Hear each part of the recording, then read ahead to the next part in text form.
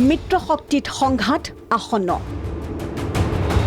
লোকসভাত কোন সমষ্টি কাৰ শীতল যুদ্ধত অগপ বিজেপি সমষ্টিয়ে দুই শক্তিৰ যুঁজ আগন্তুক লোকসভা নিৰ্বাচনলৈ এতিয়াও প্ৰায় 2 বছৰ বাকী কিন্তু তাৰ আগতেই মিত্ৰ শক্তিত আৰম্ভ হৈছে সমষ্টি কেন্দ্ৰিক যুঁজ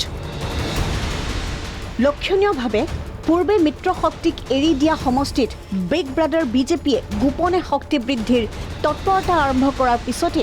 আৰম্ভ হৈছে বিজেপি অগপৰ শীতল যুদ্ধ বিজেপিয়ে পূৰ্বে অগপক এৰি দিয়া ধুবুৰী বৰপেটা আৰু কলিয়াবৰত দলৰ শক্তি বৃদ্ধি কৰাৰ বাবে 4 ৰাজ্যসভাৰ সাংসদক দায়িত্ব অৰ্পণ কৰিছে 14টা লোকসভা সমষ্টিতেই ভাৰতীয় জনতা পাৰ্টি অসম প্ৰদেশে সমানে গুৰুত্ব দি এতিয়া আমাৰ কাম-কাজবিলাক সাংগঠনিক কাম-কাজবিলাক চলাই থকা হৈছে যি 5টা লোকসভা সমষ্টিত আমাৰ সাংসদ নাই লোকসভাৰ সাংসদ নাই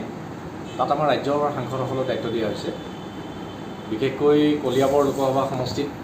আমাৰ কেন্দ্ৰীয় মন্ত্ৰী সৰ্বানন্দ সোণোৱাল ডাঙৰীয়া নগাঁও লোকসভা সমষ্টিত ৰাজ্যসভাৰ সাংসদ কামাখ্যা প্ৰসাদ দাসা ডাঙৰীয়া কোকৰাঝাৰ লোকসভা সমষ্টিত আমাৰ সাংসদ ভুৱনেশ্বৰ কলিতা ডাঙৰীয়া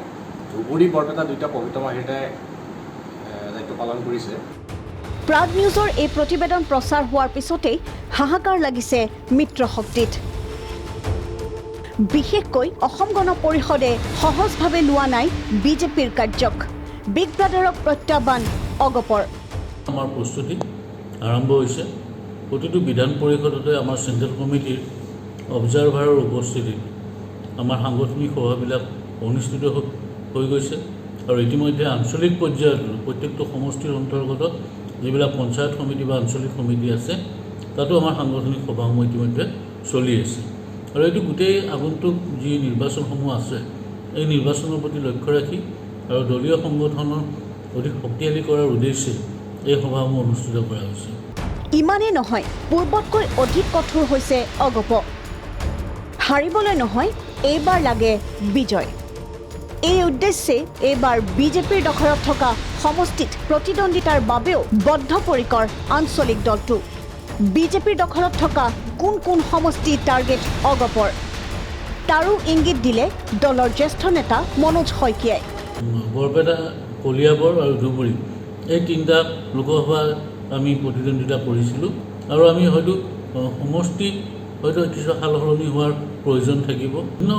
2-1 সমষ্টি য'ত অসম গণ পৰিষদৰ কাৰণে এক উপযুক্ত পৰিৱেশ আছে নিৰ্বাচন খেলাৰ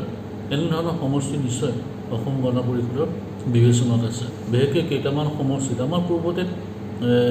লোকসভাত আমাৰ জয়ো হৈছে লখিমপুৰ হৈছে